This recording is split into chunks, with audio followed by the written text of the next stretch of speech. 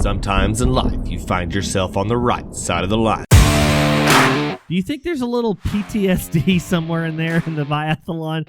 I mean, you've got somebody wore out to their wits' end, and now you're going to hand them a rifle?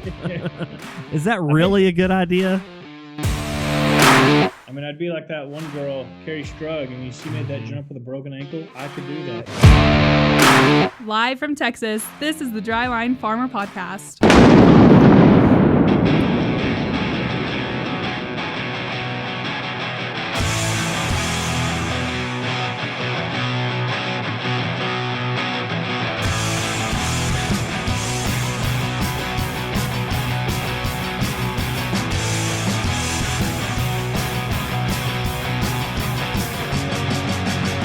You hear that? It's Brent and Landon, and this is the Dryline Farmer Podcast. Yes, this is the Dryline Farmer Podcast, and it's really a miracle that we're having this conversation already because we've been talking farming for the last 20 minutes, but we've got a special edition this week. We've got an actual real-life person other than Landon on the other end of the line, and he is a local, I don't know if I'd call you local. You're probably worldwide at this point, aren't you, Taylor? We've got Taylor Moore. He is an author of Downrange. Taylor, how's it going, man? Hey, man, Brent, it's great to be on the show. And yeah, I guess I'm all over the place now. Wherever Amazon will send a book, I guess that's where the books are now. So that's worldwide, I guess, right? Yeah. Oh, yeah. So real quick question, since you're already an expert in this area. When they put the videos out in Afghanistan, like when Bin Laden was still alive and he had the cave and stuff, who was their internet service provider? I don't know. Because I mean, know. Maybe we need to find out, and it's pretty good, right? I've been in parts of Amarillo where Bin Laden had better service than I did. Yeah, that is true. That is true. So I have no idea. I can look into that for you if you're really that interested. Well, but no, that's a good point. Well, of course I'm interested. Yeah, that's. But no, that always amazed me how they had. I guess they had courier after courier that got. I don't know. They found 4G somewhere, and maybe in the Kush, or I don't know where it was, but whatever the case. Well, it's amazing if you think about it. You know, they've got it seemingly down in these caves they were living in. But if I go to a dip in the road, I lose my cell phone. So I don't know. Yeah, again, back to all that. What kind of technology do they have? It's pretty good. I know it. Granted, we don't have that much undulation in the Texas Panhandle, but when we do find a low spot or a draw, as we call it, it seems to drop its signal. Well, everybody, like I said, this is Taylor Moore. Now, Taylor, you are not originally from up here, and we'll get to that in a minute. You're from the Houston area, and tell us a little bit where you started out on a we'll probably talk more farming and ranching on this episode than we ever do in any of the other episodes, even though the name has farmer in it, but whatever the case. So it says you grew up on a farm and ranch down there around Houston. That's right, Navasota. So my family farmed and ranched actually 3 counties in Grimes County, Brazos County, and Washington County. And so most of our place was in Brazos County, although I went to school and kind of lived more in Grimes County. So for people familiar with that area, that's kind of north of Houston, that part of the world, but more central Texas, we'd call it. But we farmed cotton, milo, corn, and always had cattle, ran cattle on the hill land. I see. Yeah. So, unfortunately, you're like just almost in Aggie country. Oh, it's smack dab in the middle of Aggie country. Boy, was that heaven. Oh, God, no. God, no. Now, Taylor I knew that would just get you, Brent. Man. I tell you what, Taylor can see, we're doing Zoom, and he can see my background, I'm sure, and it's just all Red Raider stuff, and nobody likes Red Raiders. I don't even think we like ourselves. I'm married to a Red Raider. I like my wife. That's true. You know. Well, I'm married to an Aggie, so Oh, are you? So nobody's go. perfect, but I've got a lot of good Aggie friends. They're pretty nice people, contrary to popular belief, but so are we. So Navasota, that's just right there. That's just pretty darn close to College Station, I would think. But that was our I guess bigger town next door. Of course, Houston wasn't about an hour and a half away, but College Station was about 20 minutes. So kind of like you guys in Hereford might make a drive to Amarillo. That's what we did in College Station from Navasota. And see, that always amazed me once I finally got out of the Panhandle is you don't have to go 4 hours to get somewhere. No. You can get there in 30 minutes, and it's just amazing the amount of people. Yeah, it was strange. When I moved I just didn't have a concept when I moved to Amarillo how far it was from everything. Because I remember, when Diana and my wife and I, who was from Hereford, when we moved here, I thought, well, at least we'll be kind of close to Dallas.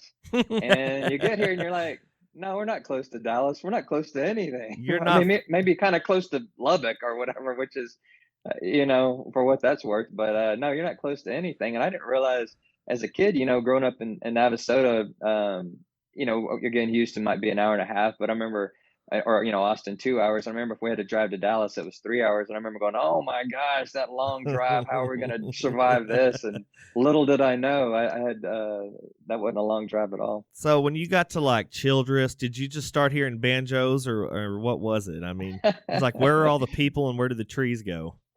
It's man, Texas is a funny state, isn't it? I mean, there's so many parts of Texas that are just so different. And I grew up on Central Texas, and I always joke with people, I'm so close to East Texas, I could throw a rock and hit it, but I'll punch you in the mouth if you try to accuse me of being from East Oh, Texas. yeah. I'm not a hillbilly here, but no, when you come to, South Texas has its own feel, West Texas has its own feel, and the Panhandle has its own feel. And Sure.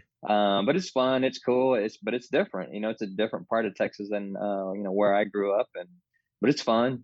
It's fun. I like it, and it's flat and it's different, but it's got its own beauty, and I've really come to appreciate it. And for folks that read the book, they'll see how I've included that in.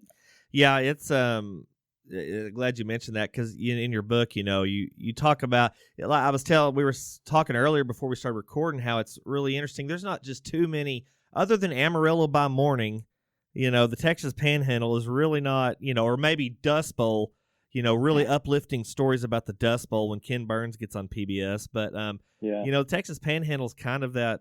I don't know if it's a frontier that nobody wanted to discover, but it's getting rediscovered anyway in downrange. But yeah, it's if you say East Texas, I mean, you automatically have to start talking slower, and it's just it's a whole other world. But it's another world. But what I was going to say real quick, I said, and I've told people this before, I said Amarillo, I said that was one of those places that, on the church ski trip, when you were driving from Navasota, you'd stop, at some ungodly hour, at midnight, and it'd be cold and like wind blowing 40 miles an hour, and you get out of the van and go to the bathroom at some truck stop, and you'd be like, dear Lord, who lives at this place? Yeah. Little did I know I'd end up here living in that cold and in that wind, but it is a funny thing. It is. I have a good friend. He had a girlfriend that they were at College Station. They went at A&M, and she came up with him to Amarillo, and they're from Vega. And she got off the airplane at the airport, and she goes, "Where are all the people?" It's like, this is it. Needless to say, they did get married, but so it's it didn't work out. It didn't work out, but he still did marry a girl from Fredericksburg, so that's still a world away. Yeah, but and that's a real beautiful place. Well, but I tell you, it's funny. I do like the weather here. I hate the hot, humid weather where I grew up, and I like the cold, so it works for me. It can get a bit windy at times, I will say. It can get that can get old, but I like the when people say it's hot here, it's not hot, and now it does get cold, I will say that, but I like the cold for the most part, so I'm okay with the weather up here. After the years we've had of just brutal, I mean, it's dry heat, but I always say, well, so is an oven, but I'll take the wind any day. I remember I went to go visit my friend in College Station. We'll get to the book right now because anyway, but I'm like, I'll come down there and September we'll play a couple of days of golf in the morning, and whatever, it'll be cooled down by then.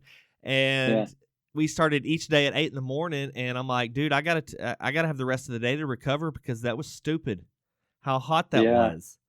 And I'm like, anyway, so it was just it's weird. Yeah, you step outside and you immediately your shirt is wet with sweat. It's crazy, man. It's like crazy. It's like Kramer seeing that red light from that chicken sign, man. You just freaking bend over backwards, and it's just but but no, it's an interesting deal. So I've got this little deal here. Taylor's, I mean, he's kind of not really led the most exciting life. I mean, it's kind of boring. So let me just tell you a few of the things he did. And mind you, while I read all this off, I was doing, keg stands. I don't know, probably chasing my own shadow and stuff like that. So keep that in mind while I read off this biography. But he's a sixth-generation Texan, grew up on a farm and ranch. Former CIA intelligence officer who worked in both analysis and operations.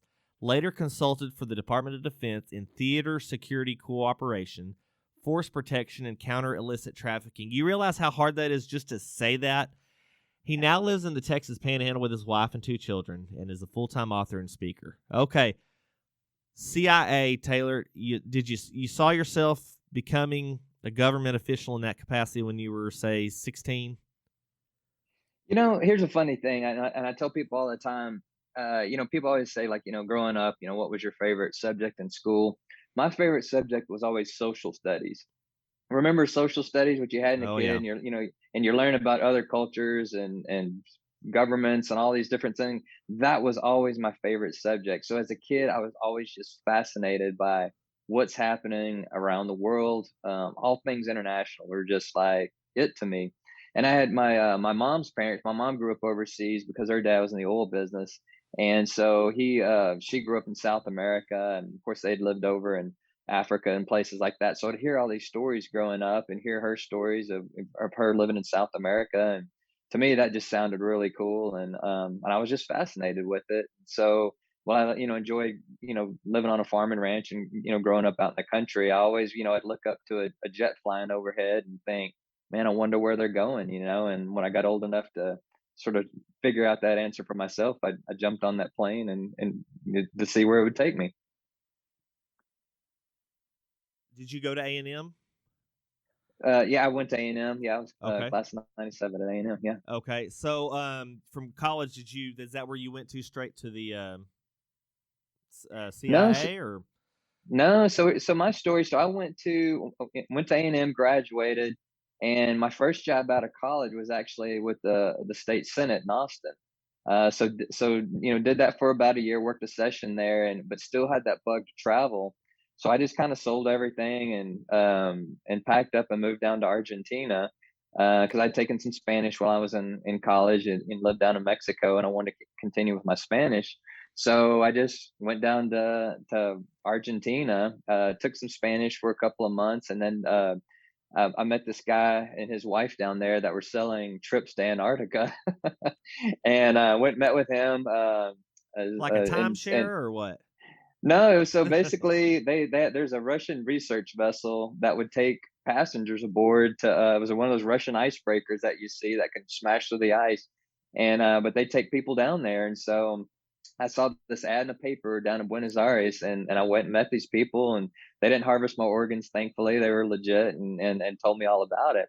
But the funny thing was, this guy, the guy who sold this trip, he's actually Brazilian. He was working down there in a leather factory, and and did this sort of part time. He was a world traveler, and he started telling me, So I went over to dinner at their house, and he had this globe, and it had all these thumbtacks in it from all the places he had been around the world. And I remember spinning around that globe, and this is back in 1999. And I was like, I'd say his name is Gunnar Hagelberg. Good Brazilian name, right? I figured he's from East Texas or something. Yeah. His family showed up there after World War II sometime. But anyhow, I'd say, Gunnar, have you been here? Have you been here? Have you been here? And finally he said, Taylor, I've literally been everywhere in the world. He said, the only place I haven't been yet is space. And he said, I found this company that is looking into sending civilians into space. Remember, this is 1999. Right. And he goes, I've already put on a down payment for, to get there. Now, I don't know who that company is, whatever happens. But now we're seeing civilians in space here a couple of decades later. But when he told me that, I thought, you are crazy. We'll never see that in our lifetime. But here we are. But that's what he told me. So he encouraged me. He said, well, if you're going to Antarctica, why not just, he said, there's this cattle boat down in southern Argentina that will take you into Chile. And he goes, you just get on that cattle boat, book passage. And I was like, I don't know about this, Gunnar. I don't know, man. Traveling by myself, backpacking across. He goes, well, if you do that, you could go into Bolivia. You could do all, you could go to Peru. You could do all these And I just, here I'm this guy from Texas, early 20s. I'm thinking, man, I'm going to get killed down here doing all this. But for whatever reason, he sort of got me pumped up to travel to backpack across South America. And so I did. So after I got back from Antarctica, I ended up I took the cattle boat from Argentina to Chile and traveled across the Atacama Desert of northern Chile, the driest desert in the world. Went over the Andes with an Indian guide into Bolivia, traveled around Bolivia, and then went up to Peru, hiked the Inca Trail up to Machu Picchu, and then came back down through the Bolivian jungle back in Argentina, and ended up staying on a cattle ranch and kind of tobacco plantation for a couple of 3 weeks, and then went back to Buenos Aires. And so it was one of those things, like I kept just telling myself, I'm like, I'll go just a little bit further, bit further, and the next thing you know, I'm climbing Machu Picchu, and that's how it happened. That kind of sounds like a slow weekend for me, Yeah. I mean, come on, who doesn't sell everything and go to Argentina? I mean, for real. Yeah.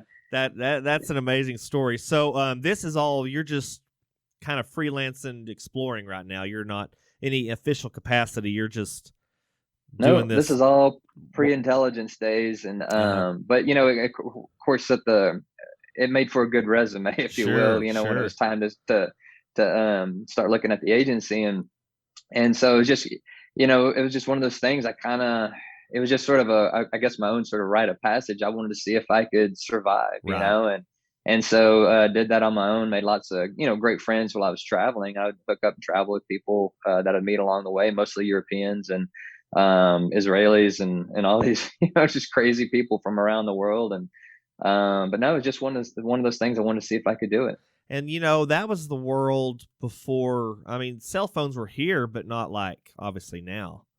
I don't think I had a cell phone. I don't. Yeah, I'm pretty sure I didn't have a cell phone. That'd have been 1999 and 2000. Yeah. So they existed, but not in the. Yeah, so they did at least have the internet, and I could communicate with my parents by email. They'd have an internet cafe, they called it, and so you'd find an internet cafe and go report that you're still alive, and then keep it going. Right. Yeah. I mean, obviously a cell phone probably wouldn't have done you much good in Machu Picchu anyway, but probably not. Had you have had one, yeah. So, but no, that's so. Leading into the agency, tell me, what is the agency not that people think it is?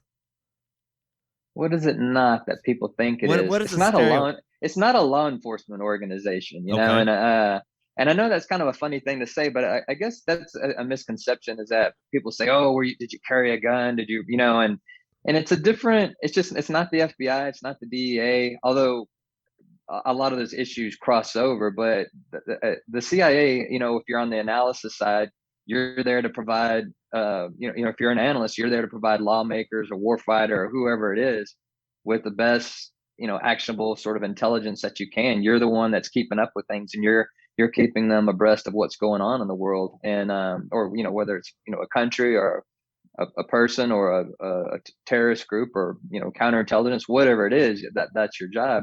If you're on the operations side, your job is to steal secrets. Now there is the Special Activities Division of the CIA that people know of as the paramilitary organization. That's still part of it, but for the most part, you're not a law enforcement officer. You're not making arrests. You're not doing those things. For the most part, your job is to steal secrets, or your job is to take those secrets and make sense of them, and that's what we do. I see. Yeah.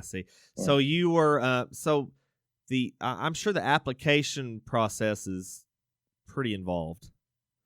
Yeah, it's a very involved and long process that can be frustrating. And of course, a lot of people around here work for Pantex, so I think anybody who hears this and has gone through that process understands. But yeah, you go through a period of waiting, while you're waiting for your clearance to come. But even before then, just getting your foot in the door is pretty hard, because you have to pass a number of obstacles and interviews, and you got to go through the full scope polygraph and all that kind of stuff. And so for me, it wasn't a bad process. It just takes a while, and you're always just kind of waiting for that next, to clear that next hurdle and find out if you made it to the next level. And but once you're in, and that's the good thing. So is it mostly civilians, or is it ex-military people, or is it? A lot of both, Yeah. So depending on where you are, what side of the house. Like I said, if you're an analyst, you've got a variety of both. Now on the analysis side, you get a bit more of the sort of postgraduate, at least a master's or PhD. Or if you don't have that, it's usually somebody from an Ivy League school. Okay. But that kind of brain trust, if you will. That's that kind of side. So you do have some ex-military, particularly doing like the weapons analysis and all that kind of stuff, because they look at missiles, they look at military equipment from other of other countries and that kind of thing.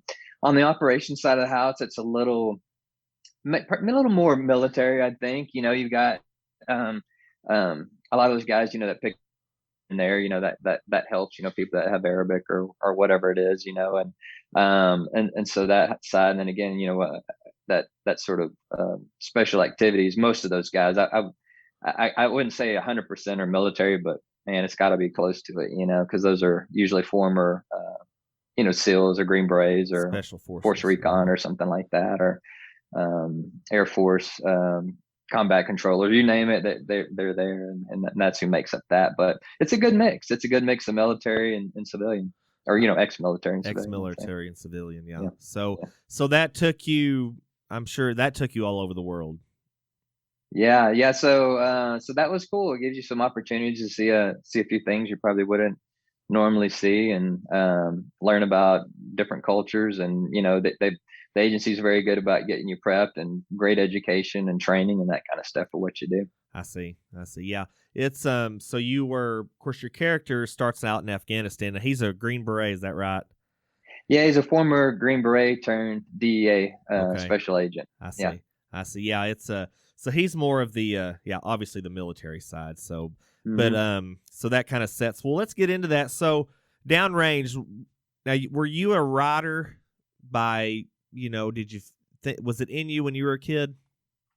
Yeah, I always I liked to write when I was younger, and more than anything, I like to tell stories, and I had a big imagination. Of course, as I told you earlier, I grew up on a farm and ranch, and so I spent a lot of time by myself. Sure.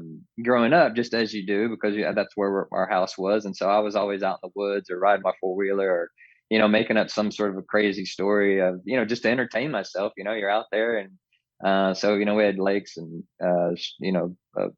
creeks and all that kind of stuff, the Brazos River behind us. So for me, everything was just one big adventure. And so I think I just took what I did as a kid, and always just like sort of building on my own imagination, but grew up, in the era of James Bond and Raiders of the Lost Ark and all those things that were influences when I was younger. And that's the kind of life I wanted to live. And so I did, a little bit, as I told you about doing, going to South America and doing the working with the CIA, but then just continuing on to be able to tell those stories and bring action adventure to life for other people. Now it's a great thing for me. So now, how long were you with the CIA? So I was with them about 4 years. 4 years, and then moved on to contracting work with the military, doing doing intelligence work with the military. Okay. And obviously that was, you were overseas with that, I'm sure. You do. I was based out of the U.S., but you travel here. And I see. Yeah. I see. So I mean, obviously, all of that gave you just a whole nother scope of ideas to write from. I mean, yeah, being in the the military side, of course, the CIA. It's just the civilian world and the military world are very different. I mean, there's some similarities, but just how they're structured are very different. And law enforcement, as I mentioned, is very different. A lot of people always ask me, like, well, why is your main guy, your protagonist, a DEA agent? And I said, well, so that's kind of an interesting story. My original, when I landed my literary agent in New York, I landed it with a whole entirely different book series that was a CIA series. It was more of a traditional spy thriller series, more like the Vince Flynn or Brad Thor, that kind of a thing. But I had this side character. I had this DEA guy named Garrett Cole, and my agent was like, dude, that guy's great, man. What do you think about taking him and making him your protagonist, and maybe bringing the story back to Texas? And I was like, nah, I can't do that. That's not my world. That's not what I did, And I did counter narcotics stuff, but at I always call it the 30,000 foot level, where you're you're looking at things, country by country and by, networks and that kind of stuff. I wasn't like the DEA guy, like breaking down the door or whatever. Right. And I said, that's just not my world. And, but as I started working with it and started writing this character, I really liked it, and it kind of sort of it developed and it became the series that we have now. And then so I had this idea, and I thought, well, what if I take this guy who's black and white sort of law enforcement kind of guy and put him in the gray world of the CIA, where it's not exactly things aren't as cut and dry as they are in law enforcement, and I'll put him in that world. But also I have the military, aspect of that too. And then you take all of that and you bring it back to Texas and you put it in more of a domestic environment. How do these guys operate? What would happen if a guy with that, that skill set, that background, came across a cartel or some other bad guys around here? What would that look like? And so that's what you see in Downrange, and you'll continue to see throughout the series. And yeah, that's, what struck me so much is obviously being from the Texas Panhandle, seeing one of the closest things I remember to Hollywood really, getting close to the Panhandle was Clint Eastwood's The Perfect World with Kevin. Mm-hmm. And see, I remember them mentioning Littlefield, and I don't know if they actually filmed there or not, but anyway, and it's so. It's Texas Panhandle. Let's be honest; it's not the sexiest place in the world, but to bring, I was just as you were saying that, all your aspects, it kind of reminded me of like a few things. So, one of the like towards the end of the book, when you get into the climax and stuff, it almost reminded me of seeing out of True Grit with John Wayne with the reins in his hands, going double barreled off his horse, Yeah. And I don't know why that it just really got into my face that, man, this is part True Grit. And then, you've got the brothers and, almost like I don't know, like you said, he's a Green Beret, but he's got the CIA and people are always watching because you're in the CIA, but he's the DEA guy, ex-Green Beret. So somebody's always watching, you've got your character, and I don't know, you just stop me and tell me to stop recording if I'm giving too much out, but he's got his boss lady, and she's hardcore and all that good stuff. But when you mix it in with the Texas Panhandle scene, it's it's a whole new world. You've got really a different aspect of, we watch 24. It's almost like 24 meets Yellowstone almost. Yeah. You know what I mean? And maybe a whole lot of Breaking Bad. A whole lot of Breaking Bad, and I call it for anybody who's a Taylor Sheridan fan, I say it's kind of like Hell or High Water meets Sicario. I don't know if you've seen any of those I've seen movies. Sicario. Sure. Yeah, so if you haven't seen Hell or High Water, you need to, because speaking of the territory, now I think it was filmed in New Mexico, but they talk about Childress, I think, and places like that. So if you haven't seen Hell or High Water, you need to see it, and you'll see the Hell or High Water meets Sicario comparison. It comes to.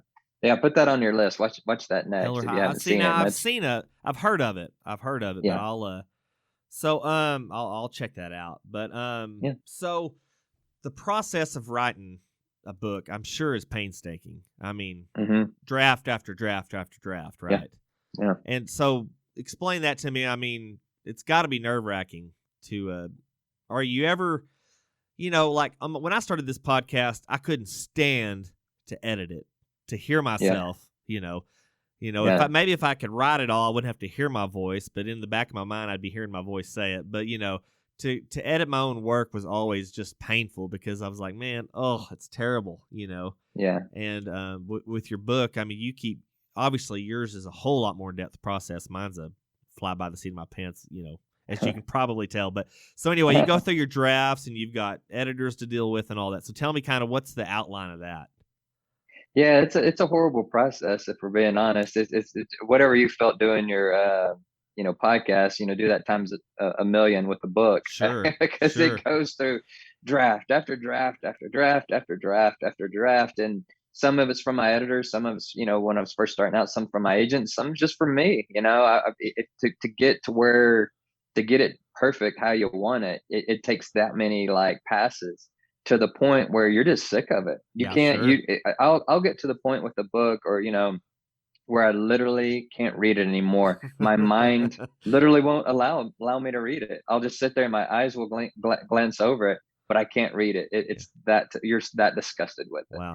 And so it's a funny process. So how far from your original idea to the final publication of it, how far are the stories apart? I mean, do you think you've got your idea you want, and then it just completely, you find a different path for it? Yeah, it changes a lot. Well, if you want to look at it from what I got my agent with and what I had planned to launch with, it's an entirely new book. Wow. With an entirely new protagonist, so in an entirely different country. So if you want to look at it that way, yeah, it changes a lot. Now, it won't be that, for future books, it won't be that drastic. But if I think like from where my agent took it when we sold it to William Morrow HarperCollins, where my editor, and I got a great editor, but he had a different vision too. So once he gets it, he has this vision of where he wants it to go. And it's more change of tone. Mine was a little more violent when I first started, because, well, if you look at a lot of military thriller novels, they're pretty, they're not for the faint of heart. Yeah. They get pretty rough, and in the first version it was, but then he toned it down because he wanted more of a, I think more of a wider audience, and I'm glad he did, because and there's other writers that have it more toned down. It's something I guess you might call it PG-13 versus rated R, and so it's toned down a little bit.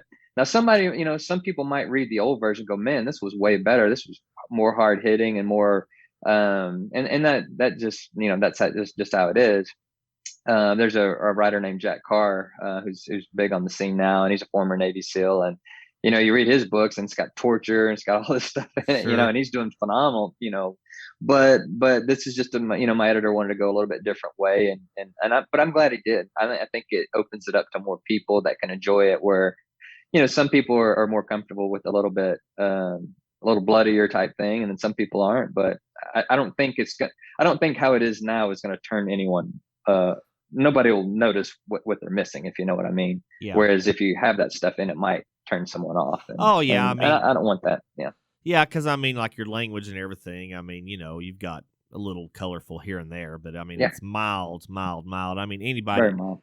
But as you were saying, he's like broadening your horizons to your audience. There's a lot of relationship stuff going on. You've got Garrett and his dad, and then obviously the little boy. So I'll let you give a synopsis, because I know what you want to tell without giving too much away. So we've got this main guy, and he's a DEA agent, former Green Beret. So kind of take us from there. Yeah, so I'll kind of tee it up a little bit, and then I don't want to give away any spoilers, but basically, and this is this will take you through the first few chapters, but it won't give anything away. But basically, our protagonist, Garrett Cole, is a DEA guy. He normally works undercover. He's on a task force out in Afghanistan. So oddly enough, Afghanistan wasn't that relevant when I started writing this, a couple years back. It's extremely relevant now, just given what's going on. Sadly, the horrible state of affairs with the Taliban, but there was a little bit of, I guess, foresight.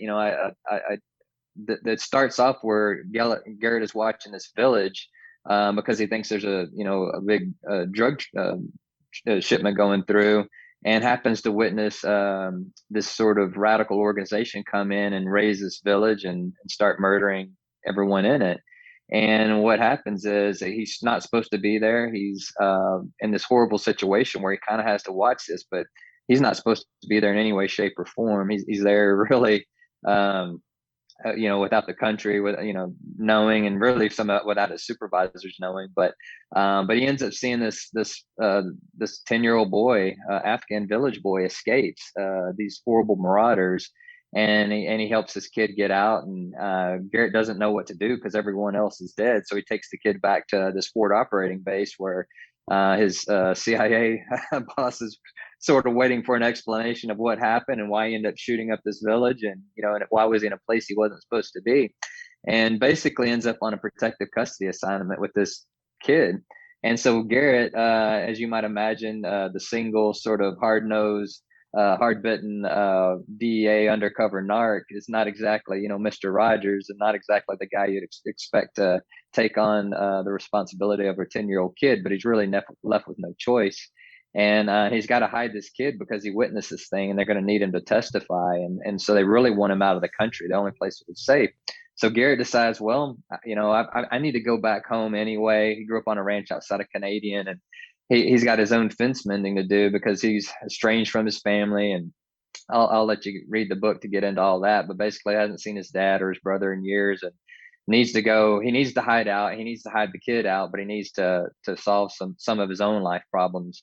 And so that's how he ends up back in Canadian on his ranch, just outside of town. And he kind of goes from out of the frying pan and into the oven, from a real bad situation, and thinks he's going to have this sort of peaceful time back on the ranch, and that just doesn't happen. And I won't give any way more from there, other than to say that if you think it starts out pretty intense, just wait to see what happens, because it heats up in a hurry. Oh no, yeah, absolutely. And one of the climax of the book is, it's pretty intense. You were saying it doesn't. People aren't. Well, they could be pulling out fingernails. I guess you'll have to find out. But it's quite a climactic ending, to say the very least, is obviously what you're going for. So, who plays Garrett Cole when the movie is released in 2025? It's interesting you mentioned that. We're going through that process right now. There's been a lot of interest from Hollywood, and so we've had several studios, and so we're kind of going through the process of locking up the rights for a series. And so people ask me that all the time, and I think a lot of good people could play the role. I thought Taylor Kitsch would be good. I don't know if you remember Taylor Kitsch.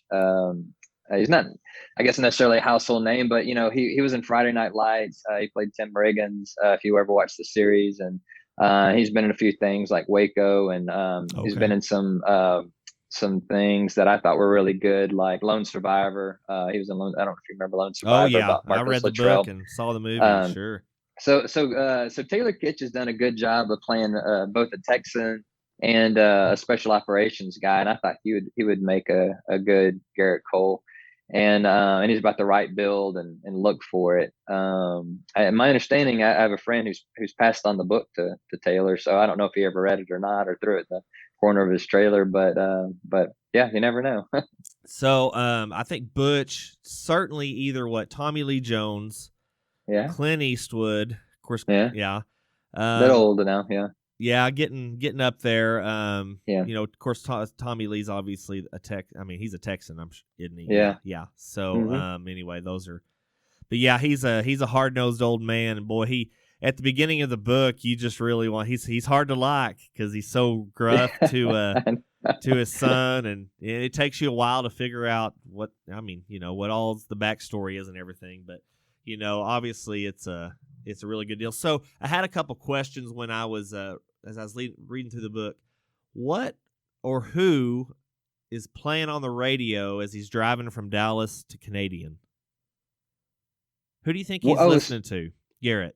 Who do we think he's listening? Well, it's interesting you should ask. Do you see that I have a Garrett Cole playlist on Spotify? I haven't seen that. Okay. Now, I know you mentioned Robert Earl Keen at the beginning of the book. Yeah, so I mentioned Robert. So you know what? I'll just pull it up right. So I've got a list. So if for those people that do social media, you can follow me on Instagram or Facebook, and I've got it posted a playlist for Garrett Cole. So so I'll just pull it up right now. I'm looking. So yeah, I've got everything from I got Robert O'Keen, I've got Lyle Lovett, I got Johnny Cash, I got Sturgill Simpson, Brian Bingham, Willie Nelson. I got Comanche Moon, if you want a local band. Gregory Allen Isaacoff, James McMurtry.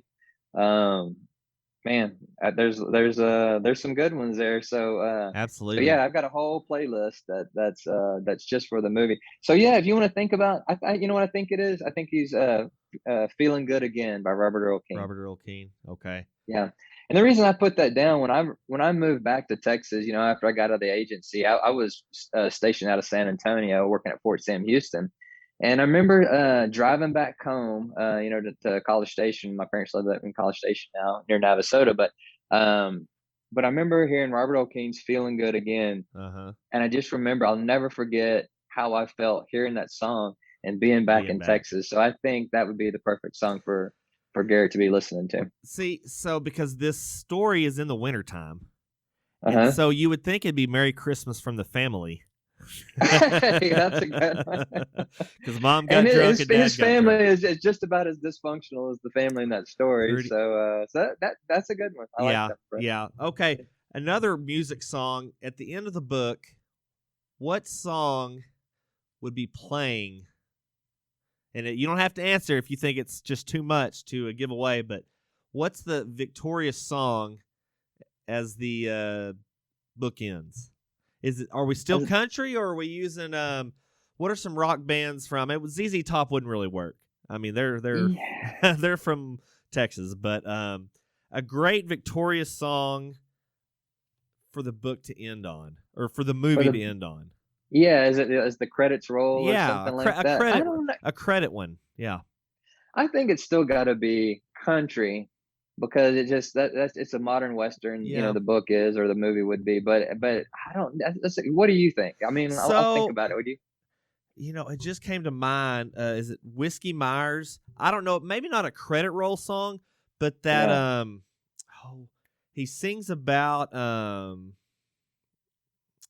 I've got it. He's playing the harmonica, and I've got it in my mind. But put Whiskey Myers on your Spotify list if it's already not full. Yeah. But I'm writing it down. He talks, and I know you know the song. He talks about the girl with meth. She dies in the song from meth overdose. Well, we'll pull it up here. I'm always good at looking at stuff up on the fly here, but and then there's another song that's got it talks about the dad, and I love the song. Let's see, it is Stone. Yeah. No, that's a different one. But whatever the case, as you can tell, I'm fully prepared. But I think a great soundtrack. I mean, you've already listed a great soundtrack. You've already made one, for goodness sake, as I'm listening to you. But so yeah, real. I don't know. Would you call it melancholy? What's the theme? Yeah. Do you want to give a theme of your book as far as melancholy or dark, or how do you want to describe it? I would describe it. Lightness breaking through the darkness, right? I mean, there are some dark points of the book, but I think the idea is that good will overcome, and that people come together when they need to, and that's the theme of the book. It'll be the theme of the series. Nobody is ever gonna read this book and be disappointed and think, boy, this guy, ended it on a bad note or something like that. Because sometimes, writers do that. And I guess it's okay sometimes, but I think there's enough bad stuff in the world without adding to it in fiction. So I want, I want people to always overcome their obstacles and be able to rise to the occasion, and that there'll be something good that will come out of it. And I think each and every book will be like that. And it doesn't mean that it's always going to be easier. I'm not going to put you through the ringer as you're reading or watching, not. As the case may be. I hope you will. Yeah. Yeah, so it's always going to be you're always going to feel like you get to the end of this thing and you're going to need a glass of whiskey and you take a nap or something, right? Because it's always going to be a rough ride, but in the end you'll be glad and things will work out. And it doesn't mean I'm going to tie it up with a nice little bow and everything's going to be hunky dory and okay. There might be some problems at the end that you'll have to get the book to figure out, but I'm never going to leave you hanging or anything like that. So what's tell me what your plans are. You've got a series you've already mentioned. Mm-hmm. What's coming up? So right now I'm working on the edits for book 2. So book 2 will be out probably next summer. And then I'll need to start working on book 3. So I've got ideas for that. So no, it's a series, and yeah, that's the plan. And like I said, I had a lot of interest from the Hollywood folks that want to do something with it. So hopefully something will line up with that, and maybe we'll get somebody. Maybe we'll update. What was the movie you mentioned? The Kevin Costner. A Perfect World. Maybe we'll get something filmed out here, and that would be fun too. So, yeah, no, I think so. Do you anticipate it to get easier to write the next one? I think so.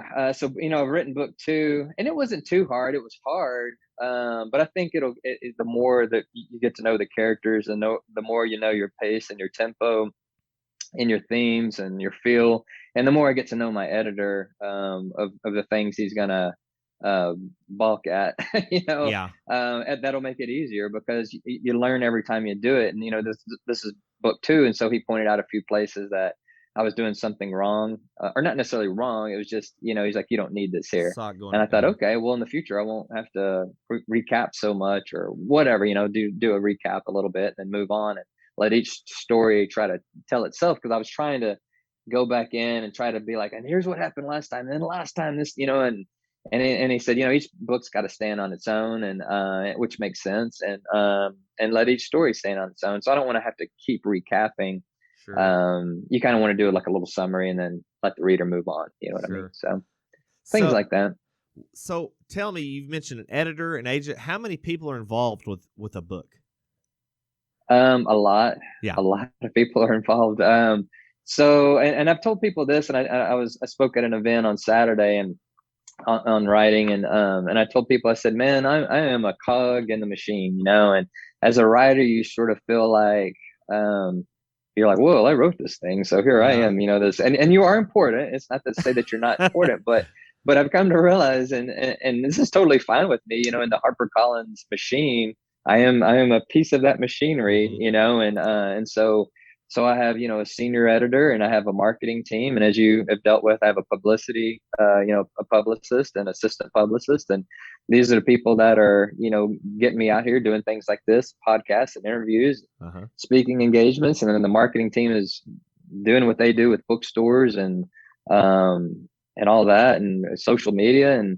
And I've got my senior editor who does the content. But then when it comes to, the actual like editing, grammar and looking for typos, I don't know how many people are involved in that thing, because I've seen multiple, when I get these copies back, it'll have a different name and there's multiple people involved. And so it's a machine. It's a big machine. There's a lot of people involved in making it all happen. So when you see like a Tom Clancy or a John Grisham, the team on that is, probably unbelievable. it's I guess it's the same amount. I don't know. Maybe they got a bigger team, but because they all, always, all the people that are working with me are working with other authors. So sure. So it is kind of funny. It's pretty humbling sometimes, because I think some of the big authors that my editor has under him, and you're like, man, I'm just this scrub, steal some of his time every now and then. And, who are all these people are working with, but they never act like that. They never treat you like a scrub. They treat you, really nicely and with a lot of respect. And no, it's been a great relationship with the publisher. Well, yeah, you're with that's a pretty large outfit. I would say HarperCollins is one of the elite, if not, the top of the pyramid. So it's absolutely. Yeah. So well, you got tell me, you got any events coming up in the next? Yeah. So I have this weekend is the Lubbock Book Festival. Okay. So I'll be speaking, or I guess I'll be on a panel there on Saturday morning. I think at like 10 o'clock or something like that. So if anybody's listeners around Lubbock, I will be around. I'll be signing books afterwards. So if there's any interest, I'll be around. I see. Well, that ought to be pretty exciting. So, how about your social media, and what kind of contact? How can people find you? I tell you, the best thing to do is go to taylormoorebooks.com. Okay. And that's my website, and it's a great website. I'm super proud of it because I just had that built a couple of months ago. And it's really cool, and it kind of tells a story, and it's fun. It kind of tells more about me. If you do social media and you want to follow me on social media, that is the best way to follow me, because I do have a mailing list or an email list, but so you can sign up for that too.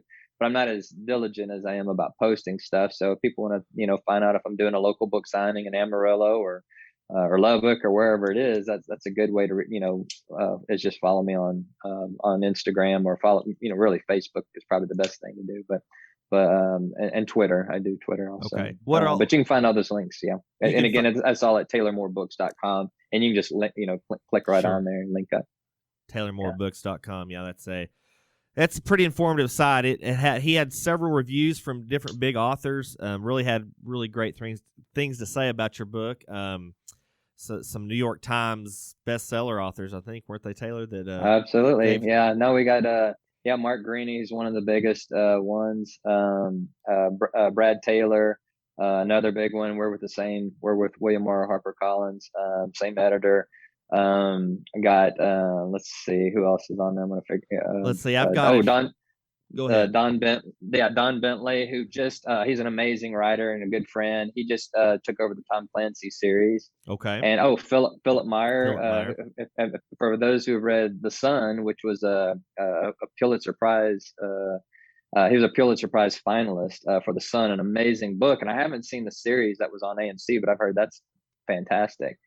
And Philip's a friend and a really neat guy. And so I'm probably, Mike Madden is another great author who used to write on the Tom Clancy series. And so, no, I've got some big New York Times bestsellers. So it's humbling and cool to have those guys, to give you an endorsement. That's pretty high praise. I would say so. Yeah, those are some big names. So real quick, what do you like to read? Do you like to read the same deal, or are you pretty broad in your...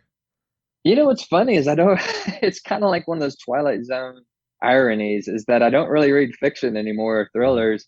I'm usually reading nonfiction because I'm trying to learn something for the next book or whatever. So I don't read a whole lot of fiction anymore, but I do try. I am reading, I'm, like I said, I'm a friend of Don Bentley, and I'm reading his own series, which is phenomenal. If you're a thriller fan, Without Sanction, I highly recommend that one from Bentley. And then I can't think of I've got it probably sitting somewhere here. I can't think of the name of the second one, but it's been good. And I haven't read his Tom Clancy yet. The first of that one came out in the Jack Ryan Jr. series. So that's I know it's going to be good, but he's great. And all those guys, Brad Taylor's great, Mark Greene, they're all good. Or if you want more of a literary kind of a Western, is for those who like Empire of the Summer Moon and that Comanche and all that kind of stuff, read Philip Meyer's The Sun.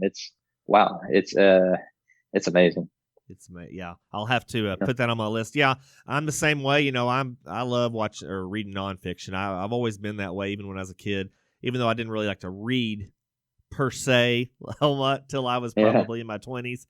Yeah. And then now most of it's Audible because it could be the greatest book in the world, but man, I just keeping my eyes so I can get through books after book with my Audible. Well, and on that note, I don't know if we talked about this beforehand or and during the interview, but I think it was beforehand. I was talking about how great the audio book for Downrange is. So for those out there, if you're, you probably got a lot of farmers that are in a tractor, driving trucks, or doing whatever all the time. The audio for Downrange, as we discussed, it's great. I love the guy that did it, and he does the voices just really well. And so anybody out there that does the Audible or does audio, it's great. Yeah, it's outstanding. The production value of it's very high. Very clear. You can tell it's done professionally in a studio, and it's the whole 9 yards. This is not a scrubby type of outfit. This is really top notch. So I was really impressed with it because you come across some, that are just kind of borderline, but this is obviously for sure top notch stuff. So one more question to kind of get us out of here, but who should be the next James Bond? Wow, the next James Bond. Let me answer that question with a whole different. Okay. You know what I've always thought. So I don't know who should be the next one, but what I would love to see is like James Bond as a younger man, like how he became James Bond. We always see him like doing these really awesome things, and he's great. But I have this sort of fantasy that maybe one day I finish this series, I could get the rights to James Bond and do like, supposedly it was like in the Special Boat Service. I've heard a variety of backgrounds that he supposedly had, but how did he become James Bond? I think that would be really cool, and show him like making mistakes and, getting it right sometimes, but getting it wrong. And I think that would be fun. So I know that didn't answer your question, but that's always on my mind. So it's funny you mentioned that. How about this, Taylor? How about all the amount of illegitimate children he's had over all the movies, and we see how their lives turned out, and if they become spies? Yeah, what if he has like a James Bond army of bastard children or something? That would be pretty cool. Because I mean, God, how many James Bond movies has there been? And he's gotten lucky. Well, lucky. He's gotten it in every every film. So I mean, he's got a family tree like Genghis Khan, Taylor. He really does. He's really that DNA of James Bond is really out there in the world, and it's every part of the world, I mean, yeah. So anyhow, that's a thought. That's actually a thought. Yeah. No, you always got to be thinking different. Can't just because I mean James Bond movies. I mean there's been a few of them, and they tend to get to the same story after every once in a while. But yeah, they do. But no, I tell you what, Taylor, it's been really interesting talking to you. I got to say, this is the first guy. At least this is the first guy I know of that was been in the CIA. So there might have been other people I've talked to that were. True, that's true. But no, it's been really interesting, and I want to thank the people that got me in touch with you. So, do you? Obviously, you were in the agency. Have you ever given speeches? I know it says not only you're an author, you're a speech.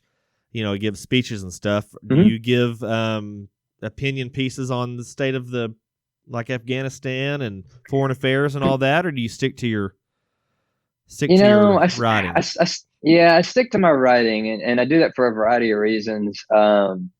Just because since I'm out of it, I'm out of the loop. I try to follow it. I try to keep up, and I do have my opinions, but I don't follow things the way that I used to, if you know what I mean. And so there's probably things that I've missed, and so never say never. It's never that I wouldn't give give my thoughts on something going on that's an international event if it's important. But for the most part, I try to stick, at this point, I think I'm an entertainer, and I want to just entertain people, and I want to stick to my book writing, and, I might talk about how it relates to the series or something like that. But I try to stick to entertainment.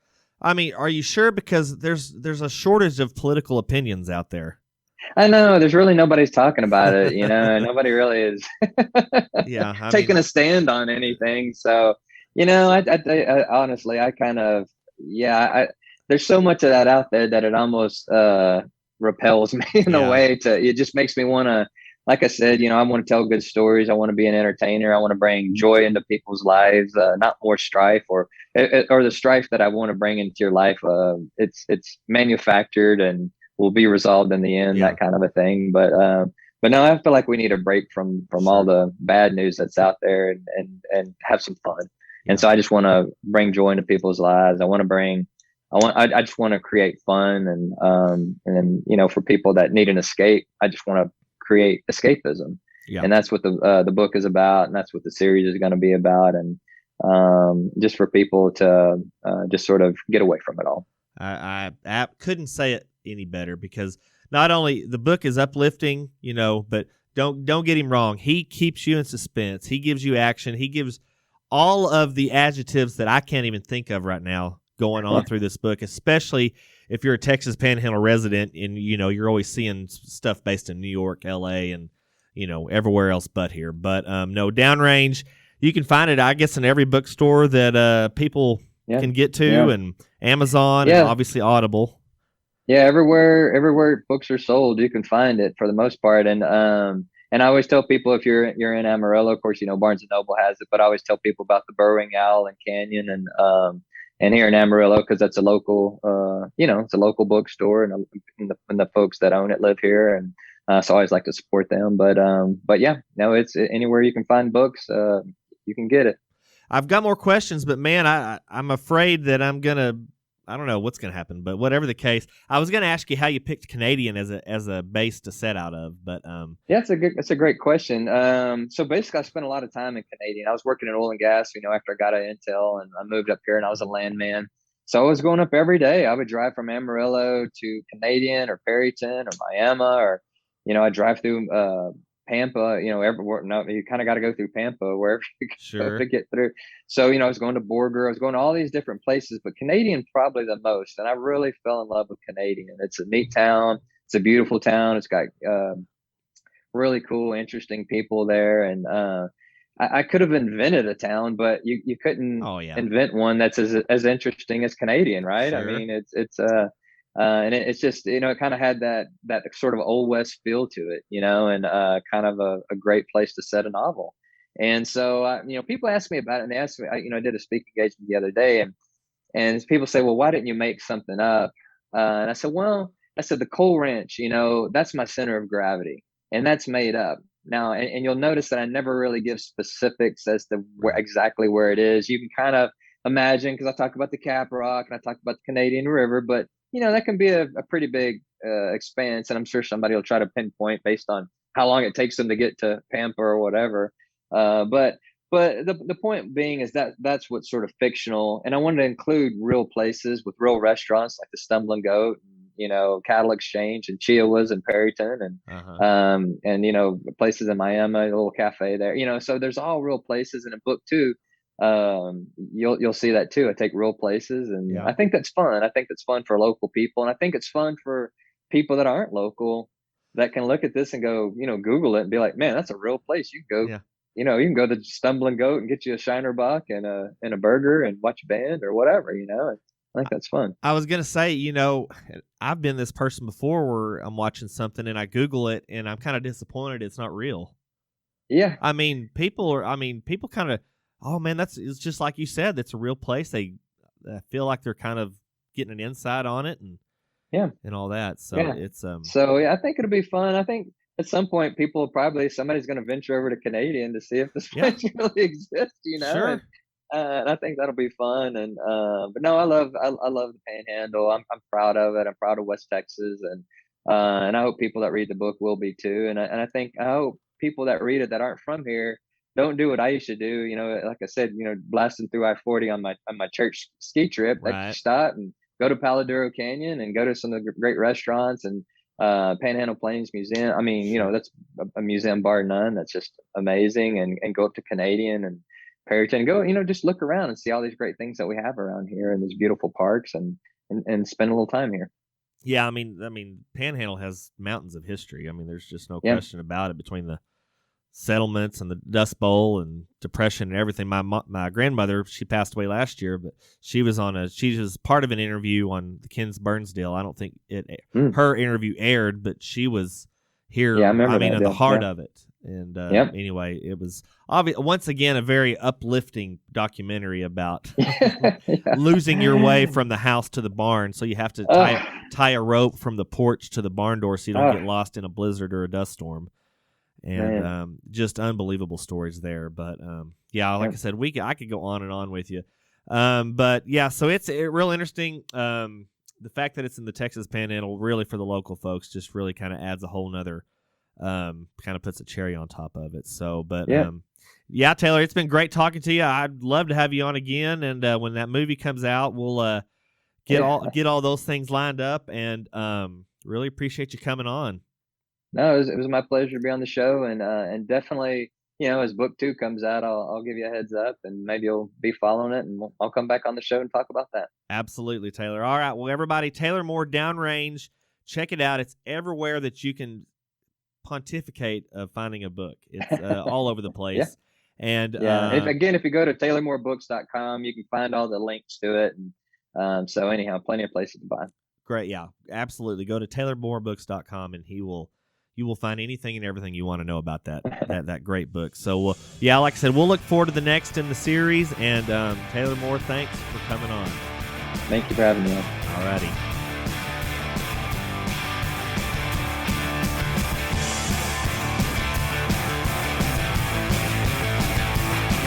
The Dryline Farmer Podcast, a member of the Global Ag Network.